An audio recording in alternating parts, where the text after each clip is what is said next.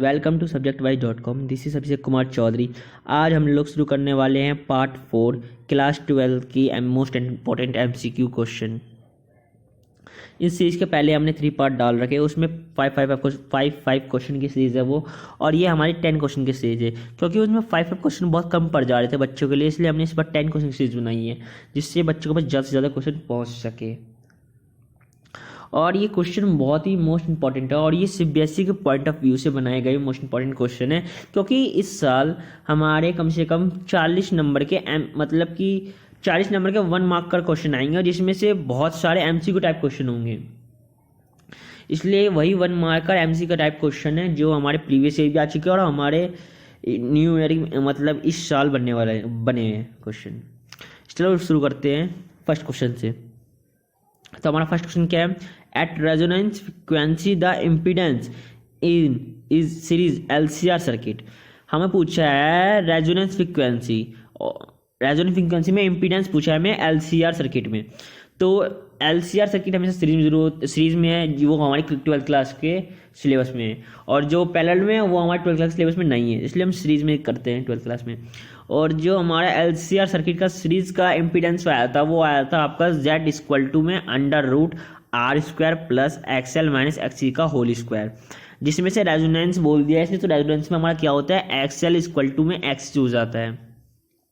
जब XL equal में XC हो गया है तो अब बचा क्या? R²। तो Z इक्वल में √R², तो स्क्वायर से रूट कर जाएगा तो Z इक्वल में R आ जाएगा। इससे हमारा रेजिस्टेंस मिनिमम हुआ, इसलिए इम्पीडेंस भी मिनिमम होगा। इसका ऑप्शन है, इसका आंसर है ऑप्शन बी। आते सेकंड क्वेश्चन की तरफ। Which of the following effect is not show in alternating current. इनमें से कौन सा इफेक्ट शो नहीं होता अल्टरनेटिंग करंट में? Chemical effect, magnetic effect, heating effect. इन तीनों में से कौन सा इफेक्ट शो नहीं होता है? हीटिंग इफेक्ट होता है जब रेजिस्टेंस ज़्यादा होता है। मैग्नेटिक इफेक्ट होता है जब वायर में करंट फ्लो करता है, तो मैग्नेटिक इफेक्ट भी शो होता है। केमिकल इफेक्ट शो नहीं होता कहीं पे भी, इसलिए केमिकल इफेक्ट इसका आंसर होगा क्वेश्चन नंबर 2 का ऑप्शन ए। आते थर्ड क्वेश्चन की तरफ। Mirage phenomenon due to. Mirage के फिनोमियन पूछ रहा है, इनमें से कौन सा है? मिराज के 4 फिनोमियन थे, उनमें से एक है इनमें से TIR, total internal reflection of light. क्योंकि रिफ्लेक्शन ऑफ लाइट फिनोमियन नहीं है, ये आपके 12th क्लास के एनसीईआरटी बुक में साफ साफ लिखा रखा है, साफ साफ लिखा हुआ है mirage is a phenomenon of TIR। इसका आंसर होगा C, option C, total internal reflection of light. ठीक है, अब आते हैं फोर्थ क्वेश्चन की तरफ। Which are the following form of virtual and erect image for all position of the object. हमें पूछा है कौन सा इनमें से वर्चुअल एंड इरेक्ट इमेज बनाता है। वर्चुअल एंड इरेक्ट इमेज वही होते हैं जो हमारे लेंस के लेफ्ट हैंड साइड बनते हैं। जो इमेज बनती है हमारी लेफ्ट हैंड साइड लेंस के, उसे कहते हैं वर्चुअल एंड इरेक्ट इमेज। तो इनमें से वर्चुअल एंड इरेक्ट इमेज होगा आपका कनकेव में बनता है, कनकेव में हमारा वर्चुअल एंड इरेक्ट दोनों बनता है। कनकेव मिरर में नहीं बनता, कनकेव लेंस बनता है, और फिर कन्वेक्स मिरर में भी बनता है। तो इसका ऑप्शन होगा D, both A and C। Okay, अब आते हैं क्वेश्चन की तरफ। The power factor varies between.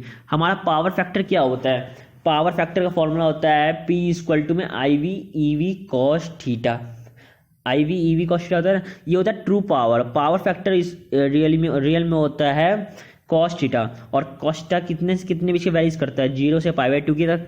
और इसका आंसर होगा 0 से π/2 की मतलब वैल्यू क्या होती है? 0 से 1 के बीच में वैल्यू होती है। इसका ऑप्शन होगा सी। क्वेश्चन नंबर 5 का ऑप्शन जो होगा वो सी होगा। अब आते हैं 6th क्वेश्चन की तरफ। In a circular coil of radius R the magnetic field at the centre is proportional to. हमें पूछा है इन अ सर्कुलर कॉइल में जिसका रेडियस R दे रखा है, और magnetic field at the centre पूछा है, किसके प्रोपोर्शनल होगा? R² के प्रोपोर्शनल होगा, या R के, या 1/R के, या 1/R² की। इसकी डेरिवेशन आती है पेपर में, 5 नंबर की डेरिवेशन है, 6 नंबर डेरिवेशन आती है इसकी, बहुत ही इंपॉर्टेंट डेरिवेशन है इसकी, इसलिए आप एक बार कर लीजिएगा, ये एनसीईआरटी में भी दे रखी है। तो इसका जो ऑप्शन होगा वो सी होगा। 1/R की प्रोपोर्शनल होती है magnetic field at the in a circular coil पे, magnetic field at the centre पे। ठीक है, अब 7th क्वेश्चन की तरफ में। 3 resistors of 2 ohms, 2 ohm के, are connected together in a triangle सारे कनेक्टेड हैं एक साथ ट्रायंगल शेप में। The resistance between any two vertices will be, resistance पूछा है दो वर्टिसेस के बीच में, जिसमें हमें डायग्राम शो कर रखा है पी एंड क्यू के बीच में हमें रेजिस्टेंस पूछा है।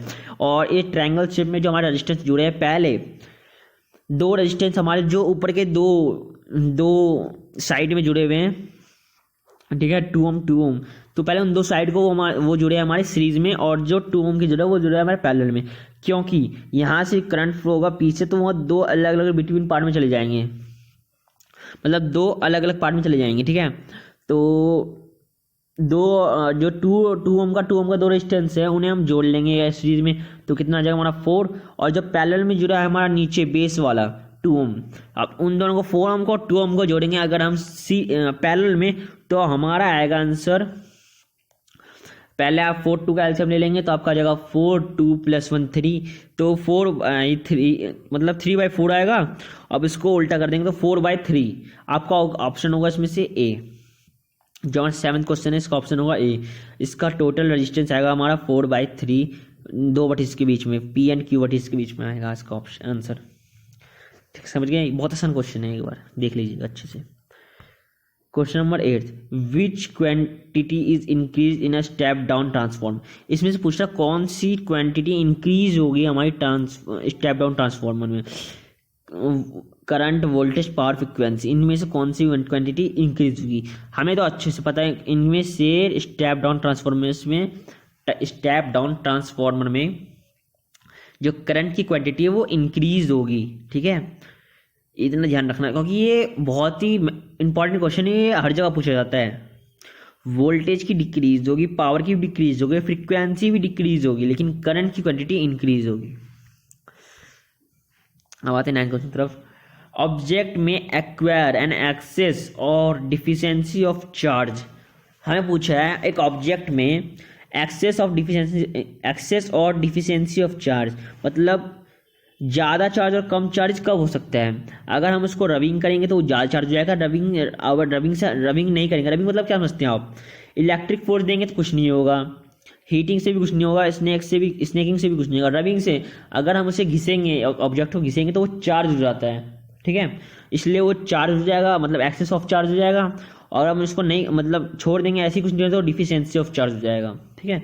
इसका ऑप्शन होगा आपका डी, क्वेश्चन नंबर 9 का। अब आते हैं लास्ट क्वेश्चन है हमारा, dielectric constant for a metal. Dielectric constant क्या होगा हमारे मेटल, किसी भी मेटल का, 0, इन्फिनिटी, 1 या 10। डाइलेक्ट्रिक कांस्टेंट मतलब किसी चीज़ पे बेस नहीं है, वो कितने भी हो सकते हैं, तो डाइलेक्ट्रिक कांस्टेंट इन्फिनिटी हो सकता है, ठीक है, कुछ भी हो सकता है।